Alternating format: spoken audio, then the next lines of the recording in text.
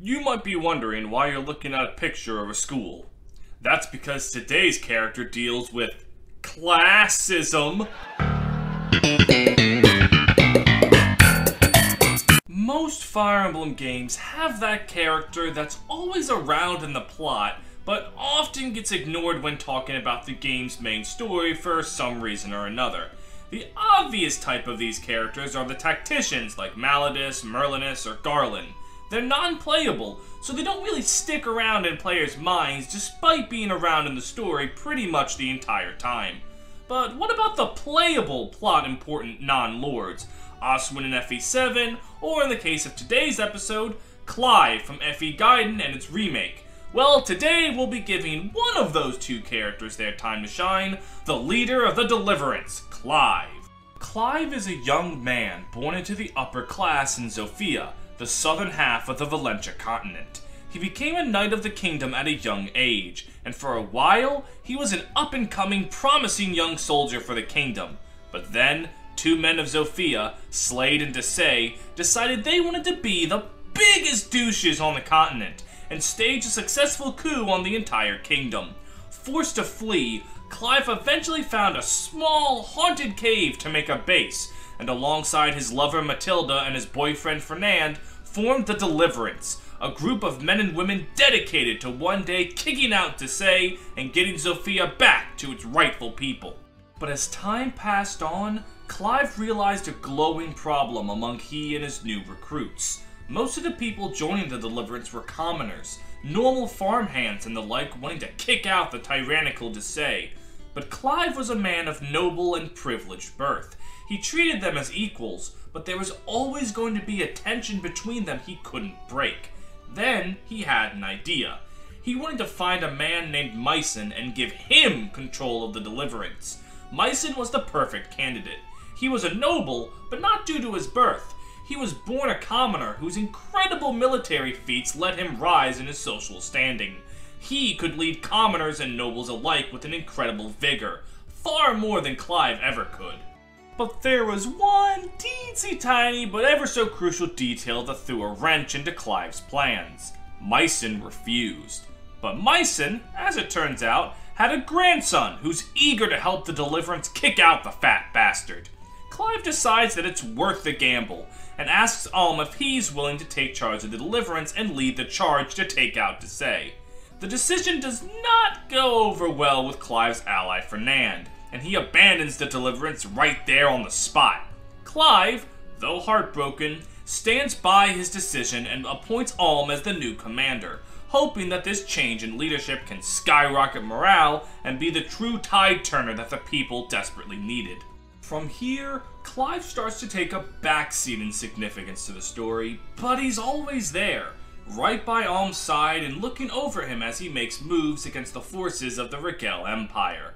There are two major moments I want to go over, the first being what happens with his lover Matilda.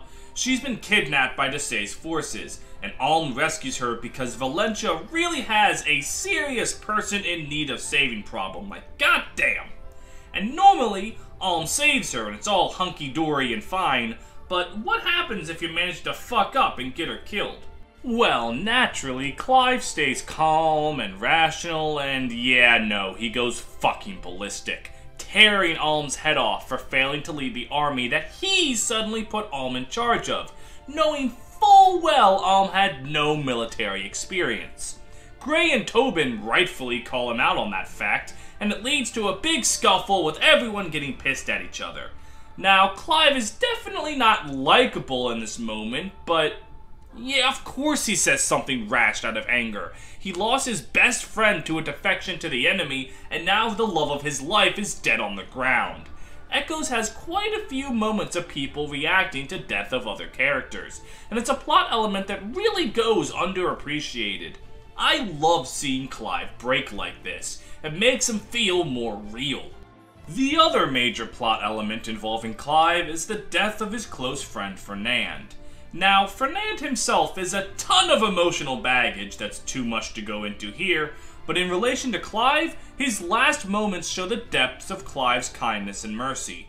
Even after Fernand betrayed his kingdom and joined the enemy, Clive still considered him a close friend worthy of love and care. Clive's empathy here is perhaps a bit more than Fernand would deserve, but it shows an incredible amount of virtue from Clive that's worth mentioning, and further still is his line after the fact. He's not going to stand down and mourn. He has a god to kill, and he says, quote, "Grief will have its day, but it will not be this one. Right now, let us do what we must." And that's Clive's major moments in the story. Alright stuff, solid all around, but he still has his supports. 2 of them are for free, and 2 of them you need to whip out the old credit card for. But I would recommend against that. Your money is far better spent on the FEMS Paint Patreon. For as low as $3 a month, you can help support the channel and get perks like early access to videos and shoutouts on all videos. Come on and join the likes of Great Riek, Green Brigand, follow Penta the North Star on Twitch, Bish Neer, Kieran Morin, Rurio Carroll, Nember, Rangerman Sam, Ryan Walter, Steph D, Brentendo11, and Drew Hack. So come on and give me your money. There is no meme. This is just a threat. Clive's supports with Lucas have him attempt to cheer up his longtime friend. Lucas is concerned that his detachment from people is perhaps a problem, as he rarely feels strong emotion for anything. At first, Clive attempts to say that Lucas's cold temperament is a virtue, that such composure is to be admired. But once he realizes that such a thing genuinely bothers Lucas, he attempts to say that Lucas's passion has been a good help. Lucas sees right through Clive's attempt at false flattery, but seems to be more comfortable with himself thanks to Clive's earnest companionship. Another one of Clive's good virtues is his humility for his accomplishments. With both Matilda and Forsyth, Clive's skills in combat are shown to never get to his head or his ego. Forsyth's constant passion and energy for the Deliverance and for Clive is something that Clive sees as admirable, but he feels Forsyth puts him on too high of a pedestal. After all, Clive is just a man, he's no god, and he is both capable of making and has already made some grave mistakes. But Forsyth insists that Clive is a man worthy of being put on a pedestal for all the great he's done for commoners and nobles alike. And with Matilda, his lover is concerned that her incredible skill in battle is undermining Clive's image. A foolish notion put into her head by Claire that Clive puts to rest, saying, quote, "If I want to outshine you, then I must earn it by my own hand. Don't you dare change. I love you exactly as you are. Now get back out there and have at those dastards, you wild Valkyrie." It's a very cute scene that both shows his devotion to his lover and the devotion he has to earning his standing like any other person. So what? That's it, right? Clive is a man who has slashed through the barrier of classism and became a shining beacon for all to aspire to? Well, no. Clive doesn't do that, because bluntly, no one can. Remember how he wanted Mycen to lead because he feared he could never truly inspire his men of the lower class when he was of the upper class? Well, Python is the exact kind of lower class man Clive was talking about when he said that. Their support starts with Clive approaching Python trying to get him to clean up his lazy act. Clive says that Python, as one of the members of the Deliverance with more tenure than most of them, should be a more honorable role model for new recruits to look up and aspire to. Python remarks that if people want role models, they have Clive, Lucas, and Forsyth for all that. If Python starts acting all like them, the common man would have no one approachable left to talk to. This remark doesn't sit well with Clive. After all, he had thought that he was plenty approachable for those of common birth. And Python brings up something about Clive that completely turns his character around. Clive preaches of understanding the common man and his ability to treat them well despite their low birth. But that's the thing. Low birth. Clive believes that he needs to elevate people to his level, that that's what's fair and equal, not just accepting people as they're born. Now, of course, that's not Clive's fault. He didn't create the class system in the world, and Python definitely knows that. But at the end of the day, the class system will always exist, and it will always stop Clive from reaching true understanding. Who is he to champion for the hungry when his plate has never once been empty? Who is he to champion for the homeless when he has always had a roof over his head? And something that Python and Clive supports hammer home is that all that is something Clive genuinely can't help. Python remarks multiple times that Clive is a good man at heart, genuinely doing good things for all people. Even when Python says to Clive's face that Clive's stance on social structure in the world is dead wrong, Python says that he doesn't hate him. He knows Clive is a product of the life he was born into. But even still, even if Clive is trying to mend an impossible schism, Python holds a level of respect for him for even making an effort to mend that schism in the first place.